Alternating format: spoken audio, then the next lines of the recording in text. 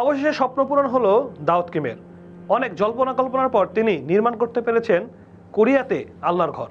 একটা বিষয় ভেবে দেখুন, একজন মুসলিম যে কিছুদিন আগেও ইসলাম গ্রহণ করে নাই, কিছুদিন আগেও ইসলামকে অপছন্দ করত, বিটিএস করত, সে এখন ইসলাম কবুল করে আলহামদুলিল্লাহ আল্লাহর ঘর মসজিদ নির্মাণ করেছেন। কতটা ভালোবাসা ইসলামের প্রতি থাকলে, কতটা আবেগ ইসলামের প্রতি থাকলে মানুষ এই ধরনের কাজ করতে পারে। এই মসজিদ নির্মাণ করতে গিয়ে কোরিয়ার ইনচিয়নের স্থায়ী বাসিন্দাদের বিরোধিতার সম্মুখীন হন দাউদ কিম, এবং এই বিরোধিতার জেরে যে জায়গায় মসজিদ করার কথা ছিল সেই জায়গার চুক্তিপত্র বাতিল করে জায়গার মালিক।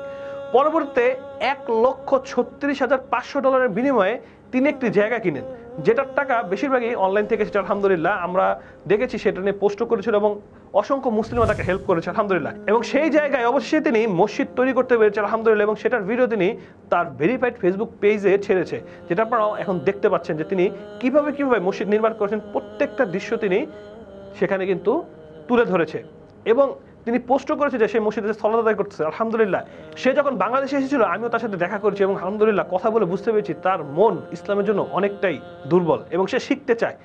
আমি তাকে অনেক কিছুই বোঝানোর চেষ্টা করছি ইসলাম সম্পর্কে এবং সে বুঝেছে আলহামদুলিল্লাহ।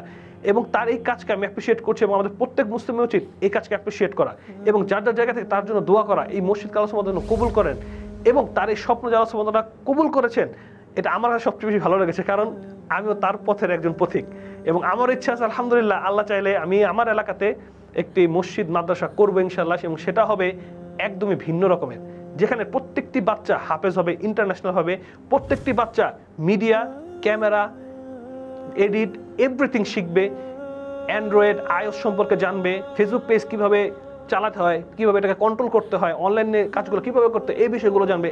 মানে একটা ফুল প্যাকেজ থাকবে। আমি এরকম চিন্তা চেতনাকে নিয়ে এগোচ্ছি আলহামদুলিল্লাহ। আমার জন্য দোয়া করবেন, আল্লাহ যেন আমার এই কাজটিকে সহজ করেন। আসসালামু আলাইকুম রহমতুল্লাহি ওয়া বারাকাতুহু।